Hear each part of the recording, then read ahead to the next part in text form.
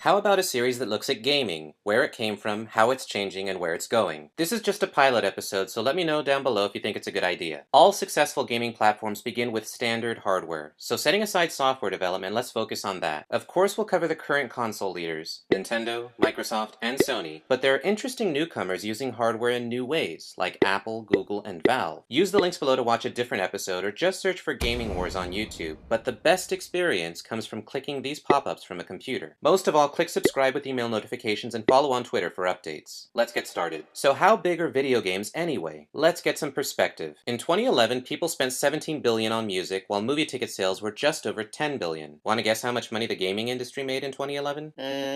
20 billion? Not even close.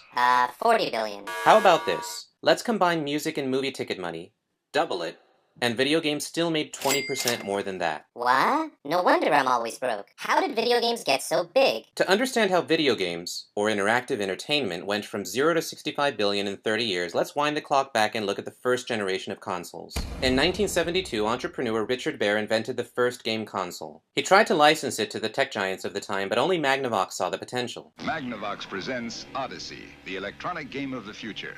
Odyssey easily attaches to any brand TV, black and white or color, to create a closed-circuit electronic playground. At the same time, a couple of guys in Silicon Valley played with the Odyssey, and it caught their attention. They founded a startup, called it ATARI, and put together a TV, a laundry coin slot, and some circuits in a simple wooden cabinet running a game they called Pong. This cabinet brought video games mainstream, and kicked off the golden age of arcades, a radical entertainment revolution where the player determined the outcome on the screen. Unlike music and movies where audiences can be passively entertained, the gaming experience requires players to not only participate, but empowers them to become an active part of the experience. Even though Pong practically invented the video game arcade, the Atari guys weren't done. They wanted to shrink the arcade experience into a box that could connect to any TV, and after 3 long years, they finally did it. Excited, they began hitting trade shows looking for distributors, but like the Magnavox Odyssey, no one was interested, except one of the biggest retailers at the time, Sears. So in 1975, Sears, like Magnavox, made a bet that kept the console alive, getting exclusive rights to Atari's first console. But when Richard Baer, inventor of the Odyssey, saw Pong, he was pissed.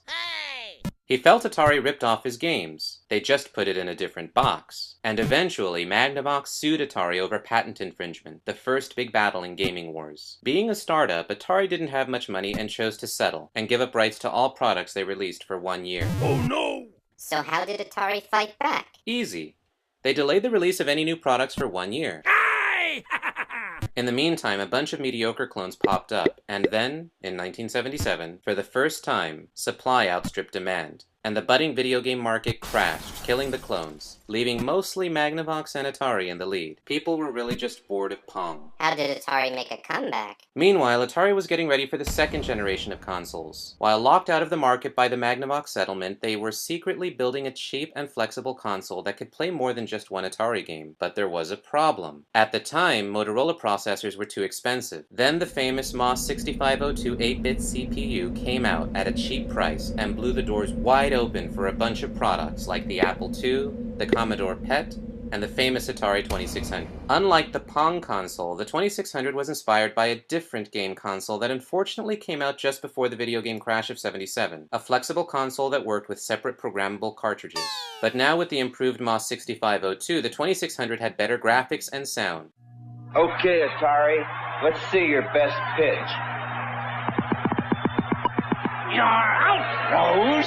The Atari video computer system is 20 cartridges with 1,300 game variations you play on your own TV set.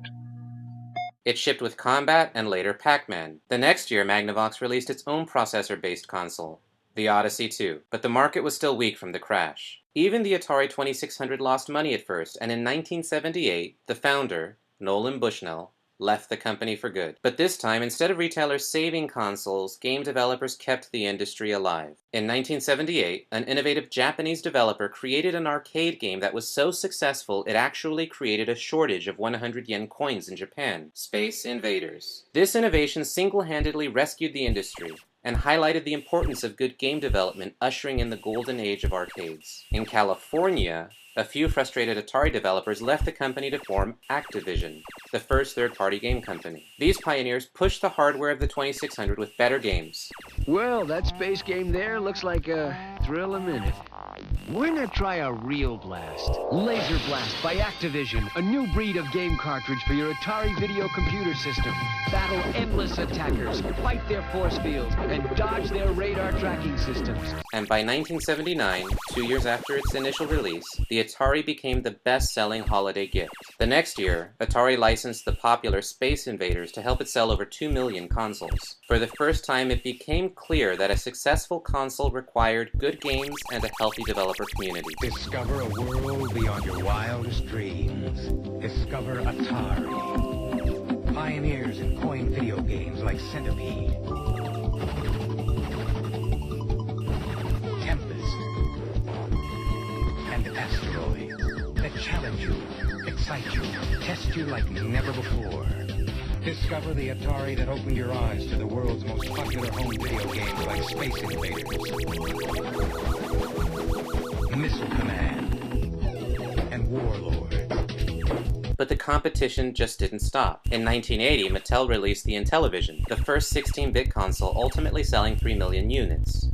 Hills presents Intellivision, intelligent television by Mattel. More sophisticated than any video game that has come before, providing hours of entertainment for the entire family.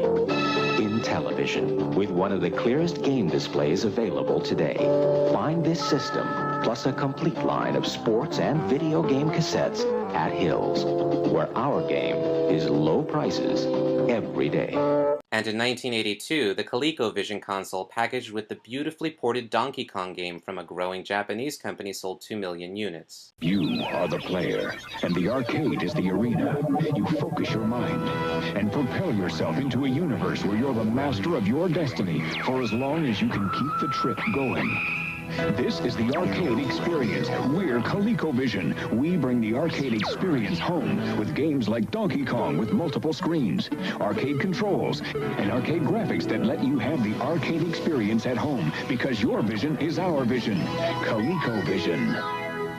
Still, Atari remained king of the hill, with a total of 10 million units sold by 1982. The CPU in the 2600 was mediocre at best. It ran at 1.19 MHz, only had 128 bytes of RAM, and each game had to fit in 4 kilobytes of storage, making it one of the most difficult machines to write games for. But these constraints forced developers to come up with ingenious ways to produce a lot of action on the screen, resulting in a more engaging experience. Atari knew that it had to keep innovating. Right when the 2600 came out, Atari began work on the next console that was supposed to be released in 1980, but tempted by the success of Apple and Commodore during the PC revolution, Atari switched gears and made computers instead. Discover the Atari that brought you a home computer truly designed for the home. Sophisticated for advanced needs, yet simple enough for your child to use.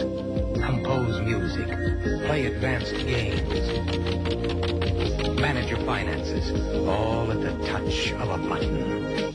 The 400 and 800 in late 1979, but they just couldn't compete with Apple's higher margins. Bruised and disoriented, Atari released the 5200 in 1982, and while it had better graphics, Atari made a huge mistake. At first, it wasn't compatible with the popular 2600 games at the time. What? And game development was really weak. And just look at that controller. At the same time, players just couldn't get enough of video arcades. In 1982, the arcade industry just in North America generated $8 billion in quarters, for the first time surpassing pop music and Hollywood revenues combined. To compare, home video game consoles only brought in $3.8 billion. Seeing the Space Invader arcade mania in Japan, Atari tried to break into the Japanese market with a slimmed-down version of the 2600, but it was too late. A company had just released a new console called Famicom, and this company had a secret weapon.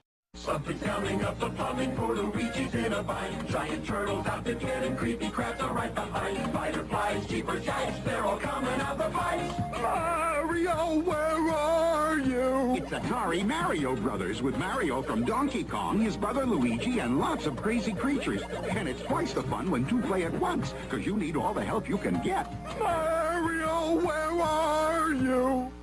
Mario Brothers, new from Atari.